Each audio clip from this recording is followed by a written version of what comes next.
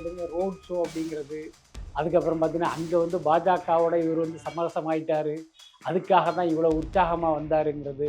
அப்புறம் சிபிஐ விசாரணை விஜய்க்கு பாசிட்டிவாக முடிஞ்சிருச்சு.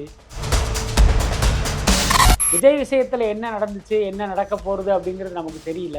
ஆனால் செந்தில் பாலாஜி விஷயத்தில் இப்படி ஒரு வேலையை சிபிஐ பண்ணுதோன்னு நமக்கு ஒரு டவுட் இருக்குது. என்னென்னா, இந்த விசாரணை தொடங்கி பல மாதம் ஆகுது. இப்போ தான் செந்தில் பாலாஜியை அவங்க கூப்பிடுறாங்க.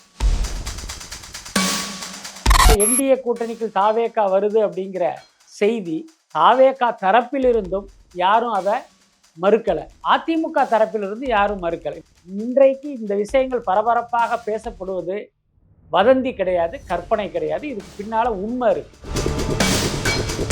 சமீப காலமாக பார்த்தீங்கன்னா, இந்த சங்கீதாவுக்கும் விஜய்க்குமான அந்த விவாகரத்து விஷயத்தையே திமுக ஆப்ரேட் பண்ணுறதா விஜய் நம்புறாரு. ஸோ அதுக்கப்புறம் பார்த்தீங்கன்னா, திமுக மீதான கோபம் வந்து அவருக்கு பல மடங்கு ஆயிடுச்சு. விஜய் சொன்ன மாதிரி தாவேகா விசஸ் திமுக தான், அதில் எந்த மாற்றமும் இல்லை. இன்னைக்கு அதிமுக அப்படின்னாலே ஒரு அடிமைங்கிற ஒரு எண்ணமும் தோற்றமும் ஏற்பட்டு. மக்களே, அன்பு வணக்கம். இன்றைய நம்ம சிறப்பு நேர்காணலில் நம்முடன் இருப்பவர் வலைப்பேச்சு ஜே பிஸ்மி சார் அவர்கள். சார் வணக்கம். வணக்கம். எப்படி சார் இருக்கு? நல்லா இருக்கு. Super sir. இப்போ விஜய் அவர்கள் இந்த சிபிஐ விசாரணைக்கு போயிட்டு ரிட்டர்ன் வரும்போது இந்த ரோட் ஷோ மூலயமா கார்ல வந்தார். அது வந்து ரெண்டு வகையா பேசுறாங்க. விஜய் வந்து இந்த பாஜக கூட்டணிக்குள்ள போயிட்டாரு, அதனாலதான் சிபிஐல இருந்து வரும்போது இவ்வளவு மாசா வராரு அப்படின்ற மாதிரி சொல்றாங்க. இன்னொன்னு வந்து விஜய் வந்து இந்த கூட்டணி வந்து வேண்டான்னு சொல்லிட்டாரு, அதனாலதான் இந்த தைரியத்துல வரான்னு வந்து சொல்றாங்க. இதை நீங்க எப்படி பாக்குறீங்க சார்? அதாவது ஒரு மனிதனுடைய செயலை வைத்து எவ்வளவு திரைக்கதைகள் எழுதப்படுதுன்னு நினைச்சா ஒரு பக்கம் வேடிக்கையா இருக்கு. ஆக்சுவலி அந்த மாதிரி எதுவுமே கிடையாது. அவர் உள்ள விசாரணை முடிச்சுட்டு வர்றாரு. வரும்போது அவருக்கு அங்குள்ள அவர் கூட போன நிர்வாகிகள் தகவல் சொல்றாங்க, வெளியில வந்து பயங்கரமான க்ரௌட் இருக்கு, லோக்கல்ல இருக்கிற விஜய் ரசிகர்கள், தாவேகா தொண்டர்கள் பெரிய அளவில் கூடியிருக்காங்க அப்படின்னு சொன்னதுனால அவர் என்ன பண்றாருன்னா, அந்த மேலே டோரை திறந்துட்டு எல்லாருக்கும் கை காட்டிட்டு வர்றாரு. இன்னொன்று, டெல்லி போயிருக்காரு.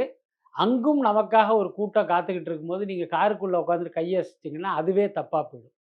அதுக்கப்புறம் பார்த்தீங்கன்னா, இவர் நீங்கள் கேள்விப்பட்டிருப்பீங்க, கிட்டத்தட்ட ஒரு 7 மணி நேர விசாரணைக்கு பிறகு தான் அவர் வெளியில் வந்தார். ஆனால் இந்த கூட்டம் பார்த்தீங்கன்னா, காலையில் அவர் உள்ளே போனார் தெரியுமா, அப்போவே அங்கே கூட ஆரம்பிச்சிட்டாங்க. அப்போ யோசிச்சு பாருங்க, ஒரு 7 மணி நேரம் நமக்காக ஒரு கூட்டம் காத்துட்ருக்கு, அவங்கக்கிட்ட நம்ம முகத்தை காட்டாமல் கருப்பு கண்ணாடிக்கு உள்ளார உட்காந்துட்டு கை காட்டினோம்னா அது சரியாக இருக்காது. அதன் காரணமாக தான் அவர் வந்து வெளியில் வந்து அப்படி கை காட்டிட்டு போனார். அதை உடனே ரோட் ஷோ அப்படிங்கிறது, அதுக்கப்புறம் பார்த்தீங்கன்னா, அங்கே வந்து பாஜகவோட இவர் வந்து சமரசமாயிட்டாரு, அதுக்காக தான் இவ்வளோ உற்சாகமாக வந்தாருங்கிறது. அப்புறம் சிபிஐ விசாரணை விஜய்க்கு பாசிட்டிவாக முடிஞ்சிருச்சு. இது எல்லாமே நம்மளுடைய யூகம் தான். ஆனால் ரொம்ப வெளிப்படையாக சொல்லணும் அப்படின்னா, விஜய் அந்த மாதிரி வந்து கையாட்டி சிரித்து வந்ததற்கு அங்கிருந்த ரசிகர்கள் ஒரு பக்கம் காரணமாக இருந்தாலும், இப்போ நம்ம இப்படி பண்ணுறதன் மூலமாக என்ன சில ஹேஷியங்கள்லாம் வரணும், அதை நம்ம ரசிக்கணுங்கிற அந்த எண்ணம் கூட காரணமாக இருந்திருக்கும்னு நினைக்கிறேன். புரியுது சார். ஆக்சுவலா இந்த கரூர் விசாரணை வந்து 7 மணி நேரம் நடந்ததுன்னு வந்து சொல்றீங்க. முன்னாடியே ஒரு வாட்டி விசாரணைக்கு வந்து போயிருந்தாரு. தொடர்ந்து நடந்துட்டே தான் இருக்கு. அதுக்கான நீதி வந்து இன்னும் கிடைக்காமலே இருக்கு. அதாவது சிபிஐ வந்து நீதி கிடைக்கிற இடம் கிடையாது. அது வந்து ஒரு விசாரணை அமைப்பு.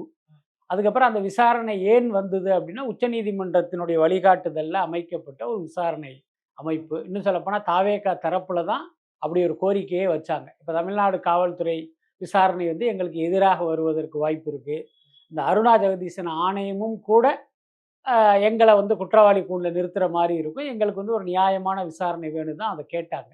ஸோ அந்த அடிப்படையில் தான் சிபிஐ வந்து அந்த விசாரணையை நடத்துகிறாங்க. சிபிஐ விசாரணை நடத்துறதுல எந்த பிரச்சனையும் இல்லை. ஆனால் அந்த விசாரணை ஏன் டெல்லியில் நடக்கணும் அப்படிங்கிறது தான் எல்லாருடைய கேள்வியாகவும் இருக்குது. அதுக்கப்புறம் சிபிஐ குறித்து பார்த்திங்கன்னா, நிறைய விமர்சனங்கள்லாம் இருக்குது. ஒன்றிய அரசனுடைய ஒரு ஏவல் நாயாக செயல்படுது, ஒன்றிய அரசுக்கு பிடித்தமானவர்கள்கிட்ட வாலாட்டுவாங்க, ஒன்றிய அரசுக்கு எதிரானவர்கள் பிடிச்சி கவிட்டு வருவாங்கன்னு ஒரு விமர்சனம் இருக்குது. விஜய் விஷயத்தில் என்ன நடந்துச்சு, என்ன நடக்க போகிறது அப்படிங்கிறது நமக்கு தெரியல. ஆனால் செந்தில் பாலாஜி விஷயத்தில் இப்படி ஒரு வேலையை சிபிஐ பண்ணுதோன்னு நமக்கு ஒரு டவுட் இருக்குது. என்னென்னா, இந்த விசாரணை தொடங்கி பல மாதம் ஆகுது. இப்போ தான் செந்தில் பாலாஜியை அவங்க கூப்பிடுறாங்க. இன்னொன்று, சம்பவம் நடந்த 1 மணி நேரத்திலேயே செந்தில் பாலாஜியை குற்றம் சுமத்தி பல்வேறு கருத்துக்கள்லாம் வர ஆரம்பிச்சுது. அப்போ விஜய் நீங்கள் என்னைக்கு விசாரணைக்கு கூப்பிட்டீங்களோ அடுத்த நாளே வந்து நீங்கள் செந்தில் பாலாஜியை கூப்பிட்டுருக்கணும்ல. இதை வந்து ஒரு விபத்துங்கிற பார்வையில் பார்த்தீங்கன்னா, நீங்கள் நிச்சயமாக விஜயை தான் கூப்பிட்டீங்க. ஆனால் அது சதி செயல்னு ஒரு கருத்து இருக்குல்ல, இதில் வந்து செந்தில் பாலாஜி சம்மந்தப்பட்டிருக்காருன்னு பயங்கரமாக பேசப்பட்டதில்ல. அப்போ அந்த ஆஸ்பெக்டில் நீங்கள் விசாரிக்கணும் அப்படின்னா செந்தில் பாலாஜியை கூப்பிட்டுருக்கணும். ஆனால் இவ்வளவு நாள் கூப்பிடாம தேர்தல் நெருங்கிக்கிட்டு இருக்கிற இப்போ நீங்கள் ஏன் கூப்பிடுறீங்க? அப்போ இதுக்கு என்ன காரணம்னு யோசிக்கும் போது நமக்கு என்ன தோணுதுன்னா, செந்தில் பாலாஜி தான் திமுகக்கான இந்த கொங்கு மண்டல பொறுப்பாளர். என்ன அவருடைய கிரவுண்ட் ஒர்க்கு தான் அங்கே திமுகவை ஜெயிக்க வைக்கணும் திமுக மேலிடம் நம்புது. ஆனா அப்படி ஒண்ணு நடந்துறக்கூடாது. அந்த நேரத்துல இவர முடக்கி போடணும், இவர டிஸ்டர்ப் பண்ணணுங்கிறதுனால தான், இப்ப வந்து அவருக்கு சம்மன் அனுப்பி வர வச்சதா நம்ம எடுத்துக்க வேண்டியதா இருக்கு. அதனால சிபிஐ விசாரணையிலே இந்த மாரி கேள்விகள் இருந்தாலும், இப்ப விஜயை பார்த்தீங்கன்னா, ஒரு அரசியல் ரீதியாக நெருக்குவதற்கான ஒரு வாய்ப்பா வந்து இத பயன்படுத்தியிருப்பாங்களா? அப்படிங்கிறத நம்மளால உறுதியா சொல்ல முடியாது. பட் அதே நேரம் 3 முறை எதுக்கு விசாரணை? ஒவ்வொரு விசாரணையிலும் 7 மணி நேரம், 6 மணி நேரம் நீங்க அப்படி என்ன கேள்வி கேட்பீங்கங்கிற ஒரு கேள்வி வந்து நிச்சயமா எல்லாருக்கும் தோன்றுகிற ஒரு சந்தேகம் தான். அதற்கு வந்து சிபிஐ தான் உரிய விளக்கம் குடுக்கணும். புரியுது. ஆனா கடந்த சில நாட்களா அதிகம் பேசும் பொருளா இருந்தது விஜய் அவர்கள் வந்து இந்த என்டிஏ கூட்டணிக்குள்ள போகிறாரு அப்படின்ற மாதிரி பேச்சுக்கள் தான் அதிகமா இருந்தது. இப்ப பவன் கல்யாண் மூலியமா தான் அந்த பேச்சுவார்த்தை நடக்குதுன்னு சொல்லிட்டு இருந்தாங்க. ஆனா இப்ப பவன் கல்யாண் வந்து ஒரு நேர்காணல்ல வந்து சொல்லியிருக்காரு. நான் விஜய் கிட்ட பேசி ஒரு 20 வருஷம், 25 வருஷத்துக்கு மேல ஆகுதுன்னு வந்து சொல்றாரு. இன்னொரு புறம் வந்து இபிஎஸ் வந்து இந்த மாதிரியான பேச்சுக்களுக்கே வந்து இடம் இல்லைன்னு வந்து சொல்றாரு. அப்படி இருக்கும்போது இந்த என்டிஏ கூட்டணிக்குள்ள வந்து விஜய் போறாருன்ற செய்தி மட்டும் எப்படி சார் அதிகம் பேசும் பொருளா மாறுது? இல்ல அந்த கேள்விய நீங்க தான் கேட்கணும். மக்களும் அந்த கேள்விய எழுப்பணும். அதற்கான விடையை தேட முயலணும். அதுக்கப்புறம் ஒரு அரசியல்வாதியோ அல்லது வேறு பிரபலங்களோ பொது வழியில் சொல்கிற ஒரு கருத்தை வந்து நம்ம அப்படியே 100% ஏற்க வேண்டிய அவசியம் இல்ல. அதில் பெரும்பாலும் உண்மையை விட பொய்யும், சில நேரங்களில் மிகைப்படுத்தலும் தான் இருக்கும். பவன் கல்யாணுடைய இந்த கருத்தை நம்ம அப்படித்தான் எடுத்துக்கணும். யோசிச்சு பாருங்க. என்டிஏவுல பார்த்தீங்கன்னா, எத்தனையோ பேர் இருக்கும்போது, எதுக்கு பவன் கல்யாணுடைய பெயர் இதில அடிபடுது? அதுக்கடுத்து நீங்களும் ஊடகத்தில தான் இருக்கீங்க. ஒரு செய்தி வெளியில வருது அப்படின்னா, அதுக்கு கண்டிப்பாக பார்த்தீங்கன்னா, ஒரு அடிப்படை இருக்கும். அதுக்கு அந்த செய்திக்கான ஊற்றுக்கண்ணுன்னு ஒண்ணு இருக்கும். அதனால நீங்க கற்பனையாவலாம் ஒரு விஷயத்த வந்து நீங்க பில்ட் பண்ணவே முடியாது.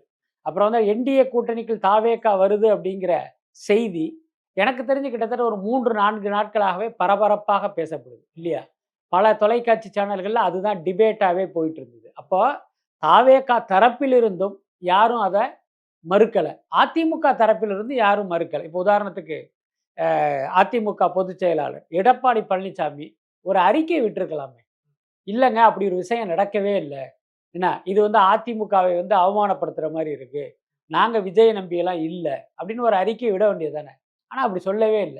ஒரு இஃப்தார் நிகழ்ச்சிக்கு போறப்ப பார்த்தீங்கன்னா, போற போக்குல இப்படி ஒரு கருத்த சொன்னாரே தவிர, உடனடியா அவங்க ரியாக்ட் பண்ணவே இல்ல. அதே மாரி தாவேகா தரப்பிலும் அப்படி வந்து எந்த மறுப்புமே இல்ல. இன்னொன்னு பாஜகங்கிறது பார்த்தீங்கன்னா, தாவேகாவுடைய கொள்கை எதிரி. அப்ப அந்த கொள்கை எதிரியோட கூட்டணி அப்படிங்கிறது தாவேகாவின் எதிர்காலத்தை குழி தோண்டி புதைக்கிற ஒரு செயல் தானே அது. அப்ப அப்படி ஒரு செய்தி பரப்பப்படுது. இங்க இருக்கிற தொலைக்காட்சி ஊடகங்கள் அத வச்சுக்கிட்டு டிபேட் பண்றாங்கன்னா, அது உங்களுக்கு எவ்வளவு பெரிய பின்னடைவை ஏற்படுத்தும். அப்ப விஜயோ, ஆதவ அர்ஜுனாவோ, புஷி ஆனந்தோ ஒரு அறிக்கை அல்லது ஒரு பிரஸ் மீட் மூலமா அத மறுக்க வேண்டியது தானே. ஏன் மறுக்கல? ஆனா ஒரு 3 நாள் கழிச்சு நிர்மல்குமார் போற போக்குல இல்லைங்கிற மாரி கருத்து சொல்றாரு. புரியுதா இல்லையா? அதனால இன்றைக்கு இந்த விஷயங்கள் பரபரப்பாக பேசப்படுவது வதந்தி கிடையாது, கற்பனை கிடையாது. இதுக்கு பின்னால உண்மை இருக்கு. அந்த உண்மையின் அளவு வேணா வேறுபடலாமே தவிர, உண்மை இல்லைன்னுலாம் சொல்ல முடியாது. நான் கேள்விப்பட்டது என்னன்னா, எனக்கு 50, 50 குடுங்க. முதலமைச்சர் எனக்கு அப்படிங்கிற மாரி தாவேகா தரப்பில் ஒரு டிமாண்ட் வச்சதா ஒரு தகவல் இருக்கு. அதுக்கு வந்து கண்டிப்பா எடப்பாடி ஒத்துக்க மாட்டாரு. என்னன்னா, அதிமுகவை இத்தனை கோடிகள் செலவு செய்து, இத்தனை கோடினா 1 கோடி, 2 கோடி இல்ல. பல ஆயிரம் கோடி செலவு செய்து அந்த கட்சிய கண்ட்ரோல்ல எடுத்தது விஜய முதல்வராக்கி அழகு பார்ப்பதற்கு அல்ல. அவரு முதல்வர் நாற்காலியில உட்கார்றதுக்கு தான். அப்படி இருக்கும்போது அவ்வளவு ஈஸியா தாவேகாவுக்கெல்லாம் இவர் அள்ளி கொடுக்க மாட்டார். இன்னும் சொல்லப்போனா இந்த டீல் அப்படிங்கிறது அதிமுகவின் விருப்பத்துக்கு மாறாக அல்லது அதிமுகவுடைய அனுமதி வாங்காமல் நடத்தப்படுகிற ஒரு பேச்சுவார்த்தையை தான் நான் கேள்விப்பட்டேன். முக்கியமா பாஜகவுக்கு இப்படி ஒரு இன்டென்ஷன் இருக்கு. நம்ம திமுகவை அகற்றுவதற்கு இவரை பயன்படுத்தணும் அப்படின்னு. விஜய்க்கு இருக்கிற நோக்கம்ங்கிறது வேற. அவர் நேத்து வரைக்கும் என்ன நினைச்சாரு அப்படின்னா, நோக்கம் ஒண்ணுதான். திமுகவை ஆட்சி அதிகாரத்திலிருந்து அகற்றணும். நமக்கு பெரிய செல்வாக்கு இருக்கு. அதே நேரம் வேற சில கட்சிகள் வந்தா, இது ஒரு பலமான கூட்டணிங்கிற ஒரு தோற்றம் ஏற்படும். அதுவே மக்களுக்கு ஒரு நம்பிக்கையை குடுத்து, நம்மளுடைய வெற்றி வந்து இலகுவாகும்னு அவர் நினைச்சாரு. அப்படி நடக்கல. ஏன்னா காங்கிரஸா இருக்கட்டும், விசிக, இடதுசாரிகள் தாவேகாவை நோக்கி வரல. அதனால என்ன ஒரு சூழல் வந்துருச்சு அப்படின்னா, தாவேகா தனித்து விடப்பட்ட மாரி ஒரு தோற்றம் ஏற்பட்டுருச்சு. அப்ப இவங்க என்ன நினைக்கிறாங்க, மக்கள் இந்த மாரி நினைக்க ஆரம்பிச்சுட்டோம்னா, நமக்கான வெற்றி வாய்ப்புங்கிறது குறைஞ்சிரும். திமுகவை தோற்கடிக்க முடியாது. ஆனா இந்த தேர்தலில் திமுகவை தோற்கடித்தே தீரணும். அதுக்கு விஜய்க்கு 2 காரணம். 1 கரூர் சம்பவம்.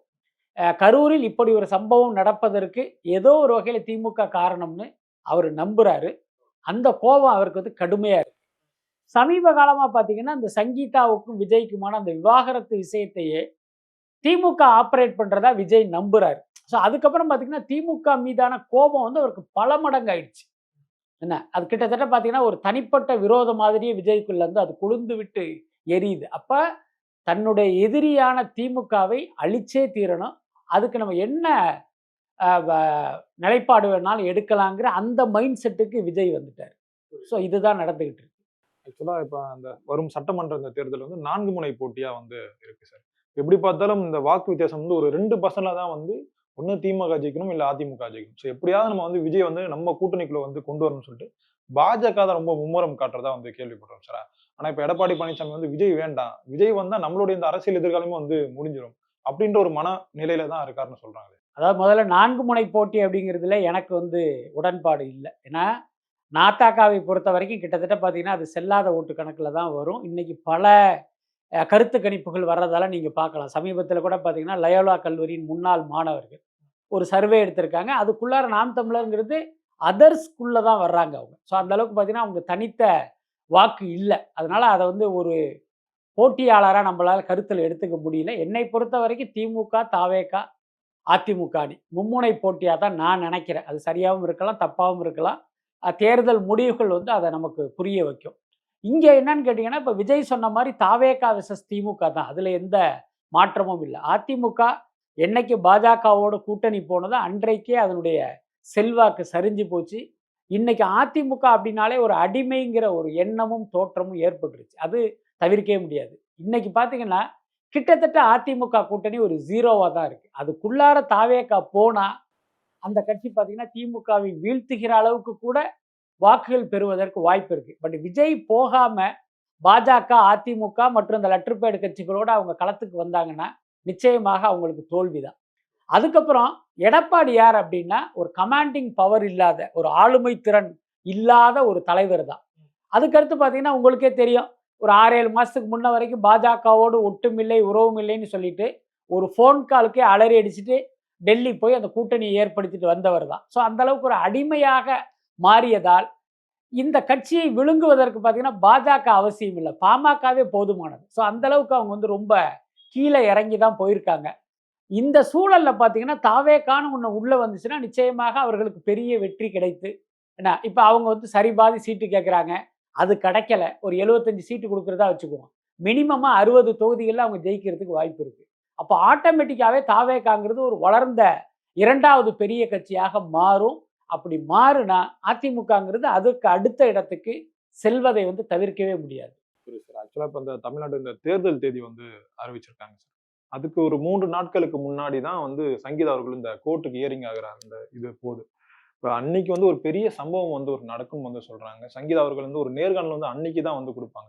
இத பார்த்துட்டு அந்த மக்களோட அந்த மனநிலை மாறி விஜய்க்கு எதிரா வாக்களிப்பாங்கன்னு சொல்லிட்டு ஒரு செய்தி போகுது. அதாவது அவங்க பேட்டி குடுத்துருக்காங்களா? இல்லையாங்கிறது நம்ம யாருக்கும் உறுதியாக தெரியாது. அந்த பேட்டி தேர்தல் நேரத்தில வரும் அப்படிங்கிறதுக்கு எந்த உத்தரவாதமும் இல்ல. அதனால எனக்கு தெரிந்தே வந்து அத வந்து ஒரு ஆதாரபூர்வமான விஷயமா வச்சு, நம்ம வந்து அது குறித்து விவாதிப்பது சரியா இருக்காது. அதுக்கடுத்து அ ஒரு ந ஒரு ஆணின் மனைவி இந்த மாரி விவாகரத்து வழக்குக்காக கோர்ட்டுக்கு போறது, குற்றம் சாட்டுறதுங்கிறது எல்லா இடத்துலயுமே இருக்கு. இப்ப நீங்க எடுத்துக்கிட்டீங்கன்னா, உங்க சர்க்கிள்லயே ஒரு 4 பேர பார்த்திருப்பீங்க. என் சர்க்கிள்ல ஒரு 10 பேர பார்த்திருப்பேன். அதுக்கு அடுத்து பார்த்தீங்கன்னா, இன்றைய தலைமுறைக்கு வந்து ஒரு விவாகரத்துங்கிறதெல்லாம் ஒரு பெரிய விஷயமே இல்ல. 5 வருஷம் சேர்ந்து வாழ்ந்தா தான் விழா எடுக்கிற அளவுக்கு அது ஒரு பெரிய சாதனையா தெரியுதுங்கும்போது, இதெல்லாம் ஒரு பெரிய விஷயம் இல்ல. அதுக்கு அடுத்து விஜயை நம்புகிற கூட்டத்துக்கு, சங்கீதா எவ்வளோ பெரிய குற்றச்சாட்டை சொன்னாலும் அது அதிர்ச்சியாகவும் இருக்காது. அவங்க வந்து விஜய்க்கு ஓட்டு போடணுங்கிற ஒரு முடிவெடுத்ததே, அவங்கள பின்வாங்க வைக்கிற அளவுக்கும் அது இருக்காது. அதுதான் உண்மை. அதுக்கு அடுத்து பார்த்தீங்கன்னா, நீங்க சொல்ற மாரி இந்த தேர்தலுக்கு முன்பு இப்படி ஒரு பேட்டிங்கிறதுக்கான சாத்தியம் கூட குறைவுன்னு நெனைக்கிறேன். ஏன்னா, இப்ப உங்களுக்கும் எனக்கும் அப்படி ஒரு விஷயம் நடக்க போறது தெரியும்போது, விஜய் தரப்புக்கு தெரியாமல் இருக்குமா? அப்ப நிச்சயமாக சட்டப்படி அதை தடுப்பதற்கான ஒரு அட்டெம்ப்டையும் அவங்க பண்ணுவதற்கு வாய்ப்பு இருக்குல்ல. இல்ல சார், இப்ப இதெல்லாம் வந்து எதர்ச்சியா நடக்குதா? இல்ல திட்டமிட்டு பண்றாங்களா? ஒரு விஷயம் தெரிஞ்சுக்கங்க.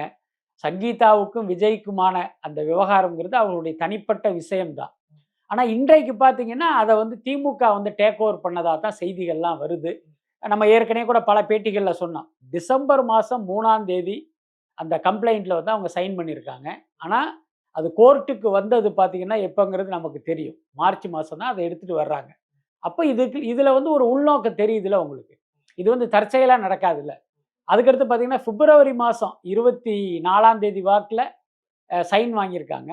அது பார்த்தீங்கன்னா ஒரு 2 வாரம் கழித்து கோர்ட்டுக்கு வருது. என்னை வீட்டில் இருப்பதற்கு அனுமதிக்கணும் அப்படின்ட்டு. அப்போ இது எல்லாமே பார்த்தீங்கன்னா ஏற்கனவே இந்த ஆவணங்கள்லாம் தயாராக இருக்கு.